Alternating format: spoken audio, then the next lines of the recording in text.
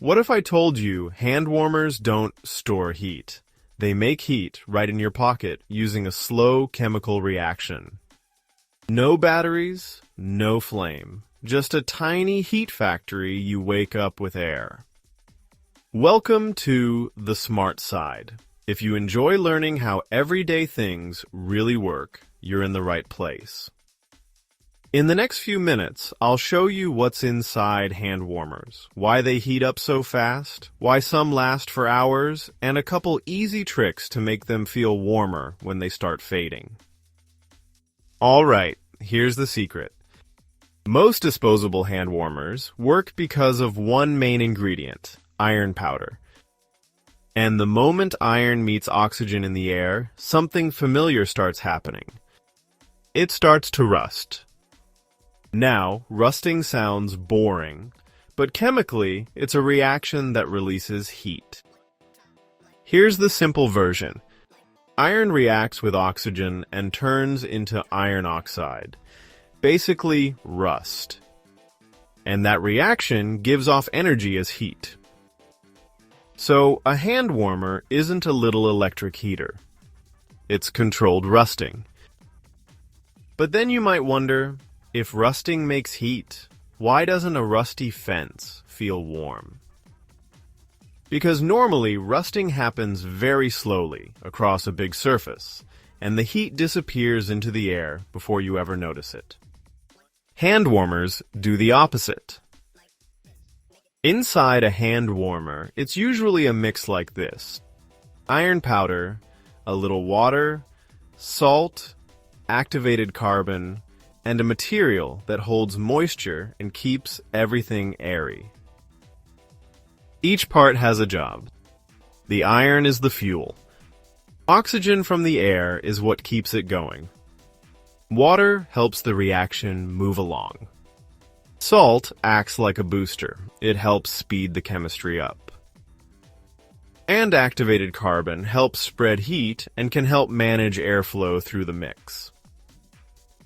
Now here's the really clever part. The pouch is basically a controlled air filter. When you open the outer wrapper, oxygen can slowly seep in through the breathable fabric. As oxygen enters, the iron reacts, and the warmer heats up. That's why unopened hand warmers don't get hot. No oxygen, no reaction. And this is also why hand warmers can seem moody. They run hotter or cooler depending on how much oxygen they're getting. If you shake the warmer and fluff it up, you open up tiny air spaces inside. More oxygen reaches the iron, the reaction speeds up, and it feels hotter. But if you cram it deep into a tight glove or sit on it, airflow drops.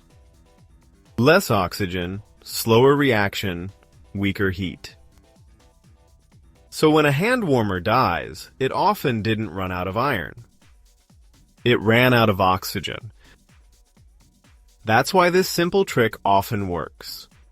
Take it out, shake it, and let it breathe for a minute. A lot of the time, it comes right back. Now, not all hand warmers are designed the same. Some are made to get hotter for a shorter time. Others are made to stay warm for many hours. The difference is usually the recipe, how much iron is inside, how tightly the mix is packed, and how breathable the pouch is. More airflow can mean more heat, but it also uses up the iron faster. Less airflow can mean gentler heat, but a longer-lasting warmer. So, the hidden chemistry is actually pretty simple. Hand warmers get hot because iron is reacting with oxygen, rusting on purpose, and releasing heat as it goes. Next time you use one, you'll know what's happening. It's not a battery. It's not a heating coil. It's controlled rust, inside a breathable pouch, working like a tiny heat engine. Quick safety note, Hand warmers can cause burns if they're pressed against skin for too long, especially under tight clothing or while sleeping. Use them as directed, and if it feels too hot, move it or give it more air. If you enjoyed this and learned something new, I'd really appreciate it if you hit like and subscribe. It truly means a lot to me, and it helps the Smart Side reach more curious people like you.